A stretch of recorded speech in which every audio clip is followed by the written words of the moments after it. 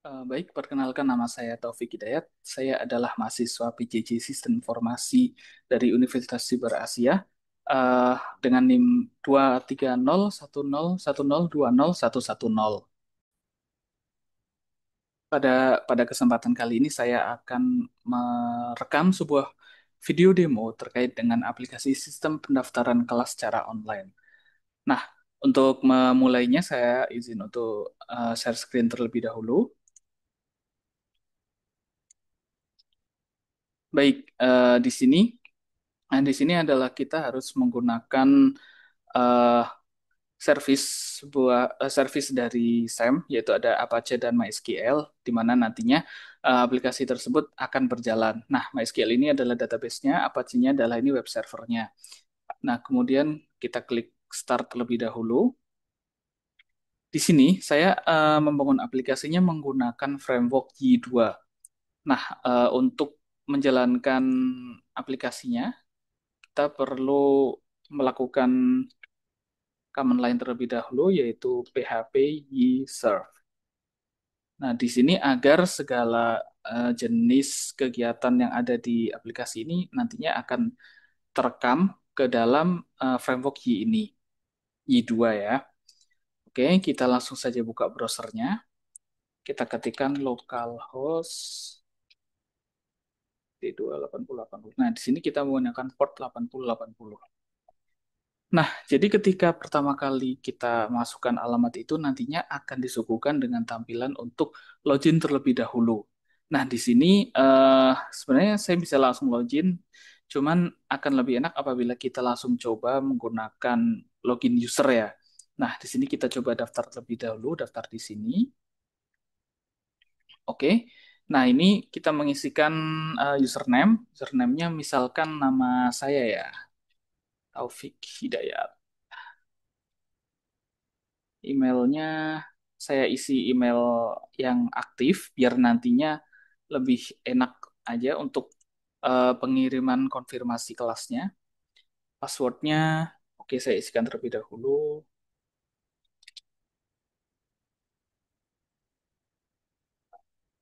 Oke, kita klik daftar. Nah, jadi setelah registrasi berhasil akan muncul pendaftaran berhasil, silakan login. Nah, oke, sekarang kita daftar,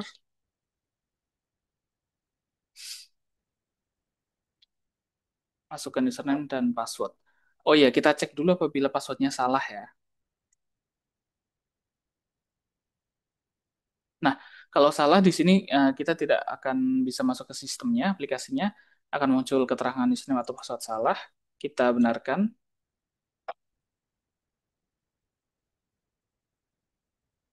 Oke, ketika berhasil masuk, kita akan langsung meluncur ke halaman dashboard di mana di sini sudah ada grafik berupa kuota VS pendaftar per kelas dan pendaftar per hari.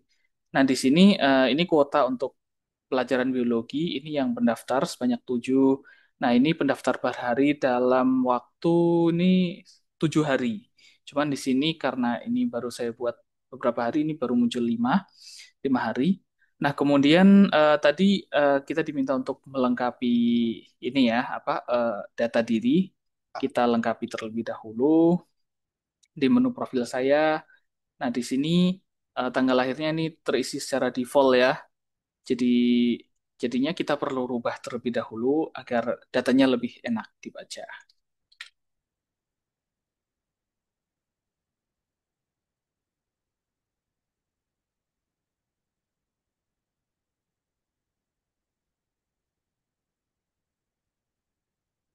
Nah, misalnya saya isi ini tanggal lahirnya saya isikan dengan tanggal lahir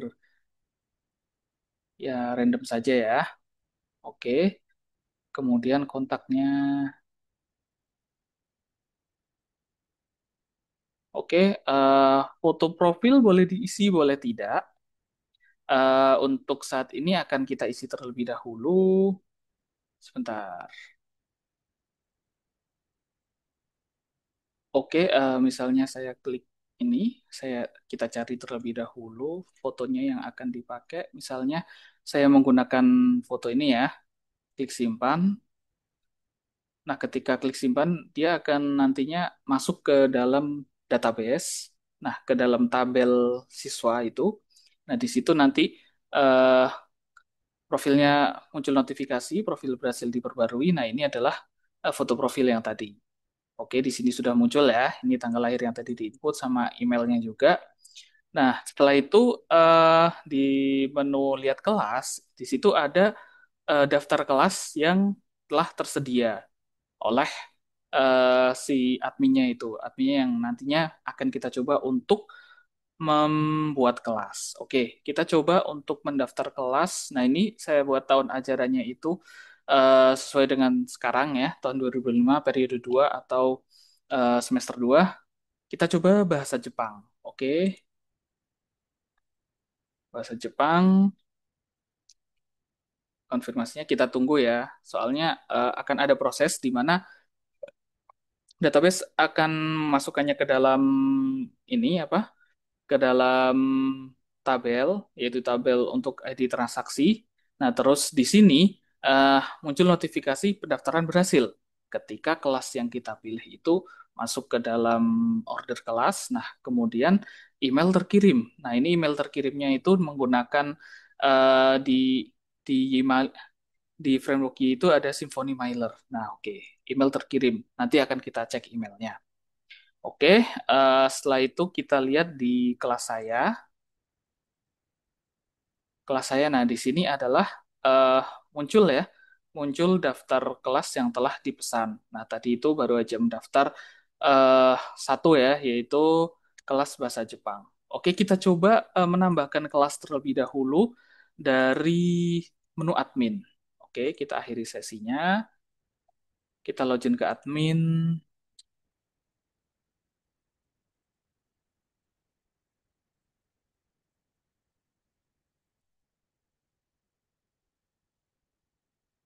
Kita tunggu terlebih dahulu. Nah, di sini adminnya setelah berhasil login itu dia akan otomatis ke halaman dashboard juga, di mana dashboard ini bisa dilihat baik dari admin maupun dari siswa, di mana siswa juga berkepentingan ya untuk melihat, wah kelas mana nih, kelas ini sudah hampir penuh atau belum gitu. Nah, seperti itu. Nah, kemudian di sini ada menu tahun ajaran, di mana di sini kita bisa mengisi tahun ajaran yang baru. Kalau misalnya kita ada di tahun 2026 gitu, nah mungkin kita bisa ngisi di sini juga. Nah, ini aksinya adalah untuk melihat dan juga mengedit sama menghapus dari tahun ajaran itu. Oke, siswa, kita beralih ke menu siswa. Di menu siswa ini kita akan melihat daftar siswa yang pernah mendaftar di sini. Nah, ini beberapa yang di sini adalah data-data dummy ya yang saya input ke dalam database. Misalnya kita menampilkan yang paling terakhir yaitu ini Taufik Hidayat ya, ini yang tadi nama saya itu di sini ada, bisa lihat juga dan bisa diedit ataupun bisa dihapus juga. Cuman karena ini ada relasi ya dengan yang tabel tabel user, maka menghapus di sini aman aja. Cuman kecuali kalau misalnya di tabel user itu relasinya karena itu merupakan foreign key dari yang di ID siswa ini di sini nanti eh, kalau di user dihapus maka di siswa juga ikutan terhapus. Oke, ini daftar pengajar. Ini sebenarnya pengajar untuk pelengkap informasi saja sih. Pengajar di sini dia ada nama, pendidikan, tanggal terdaftar, kontak, dan seterusnya. Ini data dummy semua ya. Kemudian user, nah di sini adalah manajemen user itu fungsinya untuk mengatur nama-nama ini ya, user, ada username, pengguna, pengguna itu namanya ya. Kemudian di sini ada role-nya juga ya, role baik dia itu ada role siswa atau admin. Nah, tapi role admin saya setting agar tidak muncul di sini ya. Oke, kemudian kelas. Nah, di sini merupakan ada dua menu ya, kelola kelas sama pemesanan kelas. Nah, di ini kelola kelas itu adalah Kita dapat menambahkan kelas baru ya, kelas baru di mana nantinya dia akan masuk ke dalam tahun ajaran, ke dalam kelas yang bisa dipesan oleh para siswa. Oke, kita coba rekam kelas baru ya. Kita tambahkan satu kelas. Nah, di sini misalnya kita mau buat kelas teknik sipil. Nah, misalnya kita mencari bebas saja ya nama pengajarnya. Kuotanya kita isi misalnya 35. Tahun ajarannya tahun terbaru aja ya, 2025. Oke. Nah, ini kita nolkan saja karena belum ada yang terdaftar. Oke, kita save. Baik, kelasnya ini sudah ada. Data kelasnya yang teknik sipil itu tadi. Oke. Kemudian di menu pemesanan kelas itu adalah kelas yang pernah dipesan oleh para siswa ya, siswa-siswa yang terdaftar. Nah, itu statusnya dia akan auto approve ya. Kecuali di sini kita eh, mengganti statusnya menjadi pending atau ditolak gitu. Itu nantinya siswa dapat melakukan aksi berupa ajukan ulang ya. Kalau misalnya yang kelas tadi itu bahasa Jepang, kita ubah menjadi eh reject gitu. Nanti seperti apa hasilnya ya? Oke, misalnya kita rubah jadi ini reject. Oke. Nah, ini fungsinya bagi admin itu admin bisa mengatur kelasnya ya. Kalau misalnya persyaratannya kurang mencukupi atau apa gitu ya. Nah, admin admin sendiri bisa mengaturnya dari menu ini, di pemesanan kelas ini. Oke, kita coba lagi kita logout ya. Logout terus kemudian login menggunakan user yang tadi ya.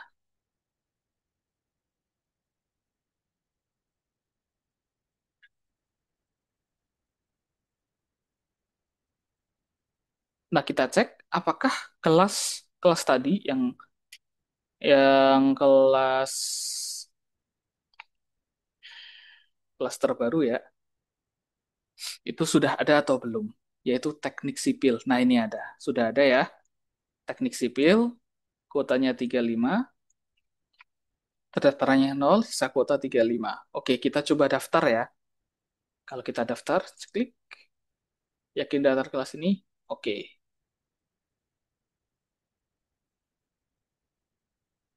kita tunggu. Nah, ini keterangannya sudah terdaftar. Nah, kita coba kembali ke kelas saya. Di sini, eh yang bahasa Jepang itu statusnya reject ya. Nah, kemudian kita dapat ajukan ulang. Oke. Nah, kalau diajukan ulang itu nanti statusnya akan menjadi pending. Nah, kita tinggal menunggu saja. Kita tinggal menunggu apakah admin akan approve atau tidak.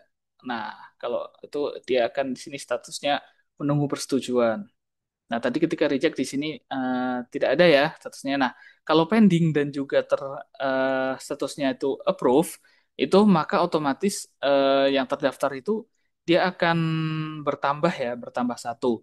Nah, kalau status lainnya itu dia tidak akan mengurangi kuotanya.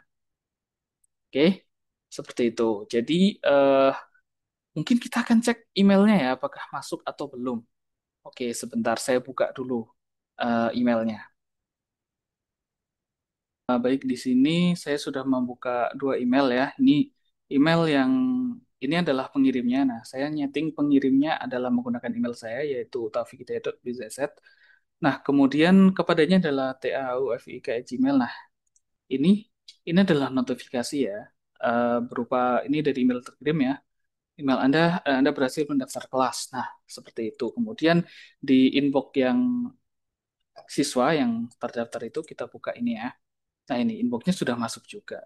Jadi untuk pendaftaran kelasnya itu dia sudah auto confirm dan emailnya otomatis terkirim. Seperti itu. Nah, kemudian kita coba ya, kita coba ini untuk approve approve dari adminnya. Oke, logout terlebih dahulu. Kita login ke administrator.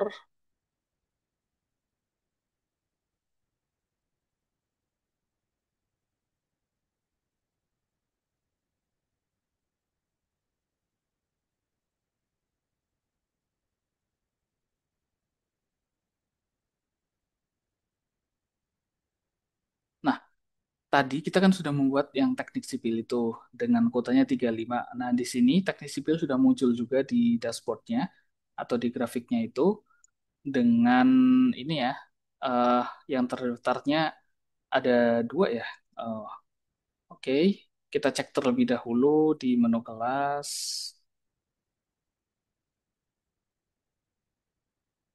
pemesanan, apakah ada. Yang bahasa Jepang itu kita coba ganti menjadi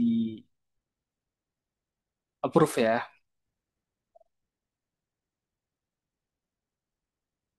Approve. Oke, berhasil ya. Oke, berhasil diubah. Kemudian dikelola kelas. Tadi teknik sipil. Oke, sudah. Kemudian kita coba lagi bagaimana kalau misalnya kita batalkan pendaftaran kelasnya ya.